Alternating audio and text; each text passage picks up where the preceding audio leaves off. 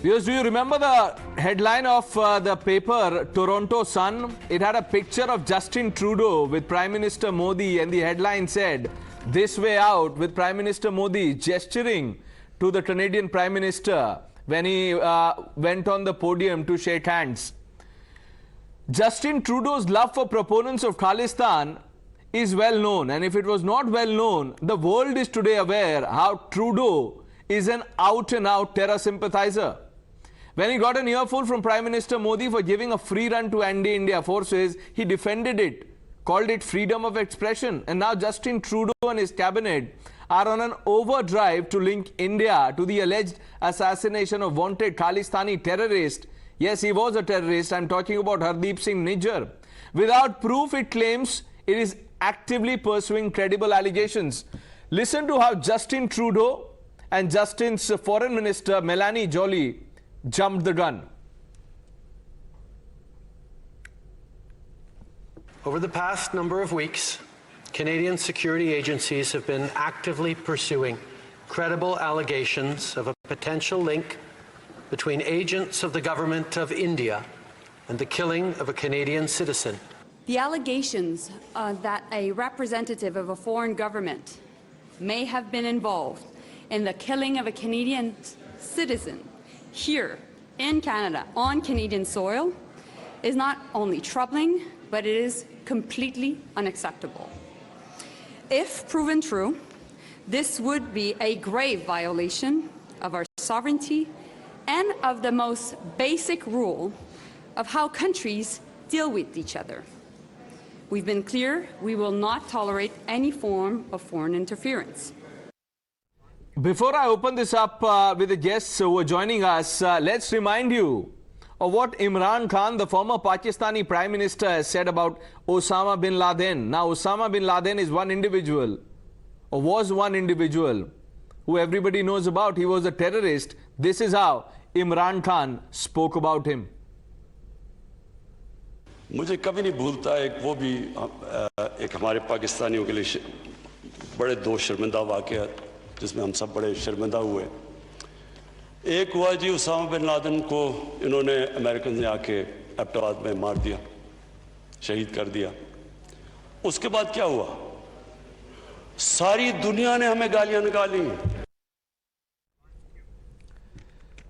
This was Imran Khan, the Pakistani Prime Minister, extolling Osama bin Laden, the man behind 9/11. He called him a shaheed. Let's open this up. Ramneet Maan will be joining us shortly. We have Ashok Sajjanhar and Maruf Raza. Both need no introduction. Good evening, gentlemen. Maruf, to you first. This comment by Justin Trudeau and the Foreign Minister of Canada, what does one say about it? I'm really at a loss of words.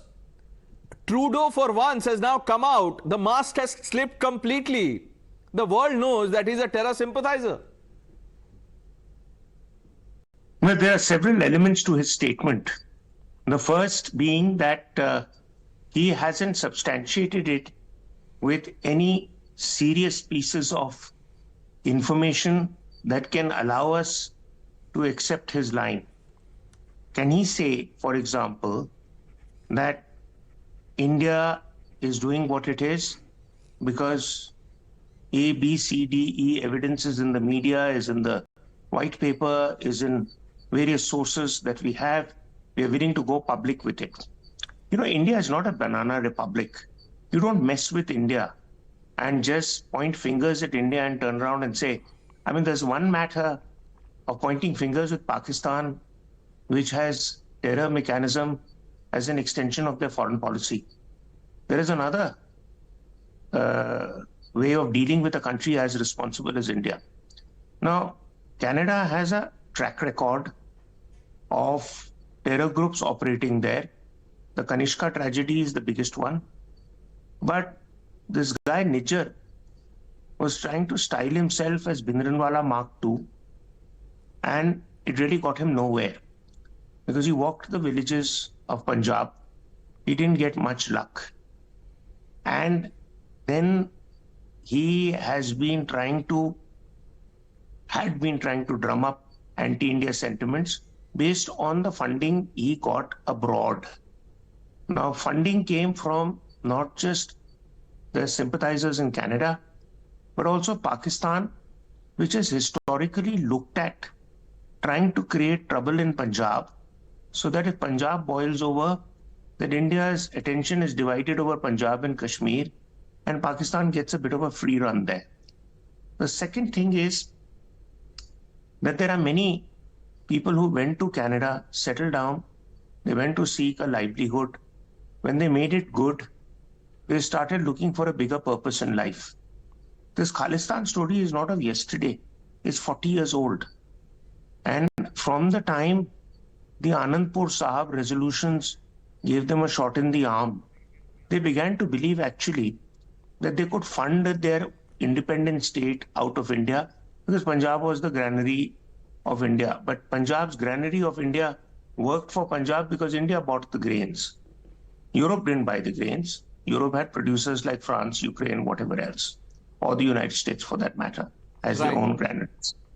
The second aspect is that these Khalistani supporters are being prodded on by Pakistan, because I remember hearing very clearly that about 7-8 years ago, that the Pakistanis were saying that just watch what we will do in reviving the movement in Punjab.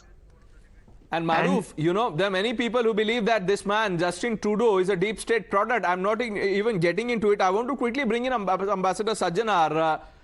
Ambassador, will this stop at India expelling just one diplomat? Well, I think we'll really have to wait and see as to how it pans out. But, you know, as far as India is concerned, we'll really have to turn the screws on. We'll really have to, you know, read the Riot Act out to Canada, because with this, they have really crossed all limits. I think it is such a short-sighted move that Justin Trudeau and his government has taken, you know, to pander to the votes of a certain community. He has sort of, you know, thrown all caution to the winds.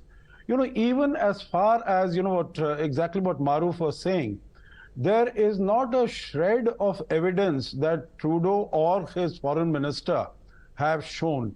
Now, you know, his English language might be a little better, but, you know, when either he or his foreign minister, they use the expression credible allegations, you know, it's a contradiction in terms. Either it is allegation, that means you don't know where it stands, or there is a credibility. You know, there is credibility only in evidence. Has he been able to provide any evidence? No, nothing at all.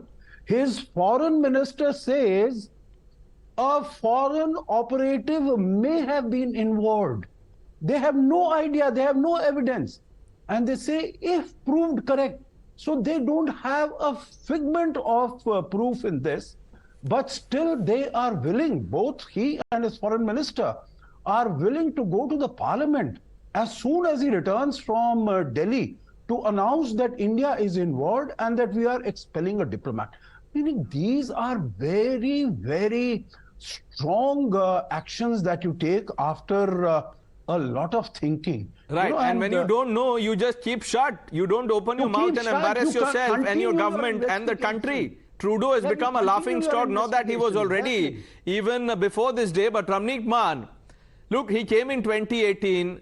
We had told him about the Khalistan problem. No lessons learned once again. See, as far as Justin Trudeau is concerned, he has his political compulsions. He's running, the Liberal Party is running a minority government, and they seek support from Jagmeet Singh. He's a known Khalistani element in Canada. So, you know, what I see is a political compulsion for Justin Trudeau, which is leading to a chaos and a complete, lack of, or rather, maturity on the part of a prime minister of a country. You know, he's trying to get India back to the situation. I'm talking about the Khalistani elements within Canada, the ones who are supporting him to continue to be the prime minister of Canada. He's probably one of the people with the lowest approval ratings in Canada. Now he's trying to push India in a situation where Sikhs living outside of Punjab would be forced to, get cornered or isolated in the Indian society just because of these fringe elements in Canada. So these Khalistani elements are trying to recreate a situation which we have seen in the 70s and 80s. Now he says that Canada's internal affairs are being disturbed by India. So I must point out very categorically that Canada is the one who has been interfering in India's internal affairs, while their sitting MPs of the Liberal Party or their former defense minister or their current prime minister or for that matter the leader of NDP Jagmeet Singh, they're all interfering in India's internal affairs. Now if you talk about punishments or if you talk about involvement, can you imagine no one was prosecuted, punished by the Canadian courts in the case of Kanishka bombing? Not one person. So the Kanishka air bombing happened by its own. That is how the rule of law in Canada is. And recent example was the murder of Ripu Daman Singh Malik. Ripu Daman Singh Malik ke murder mein who were the people involved? It was the ISI, it was the Pakistanis who were involved. Now, coming to the Canadian internal affairs, let's discuss and ponder over a little. They are trying to deviate the attention of the Canadian people and the world from the Chinese interference in Canada.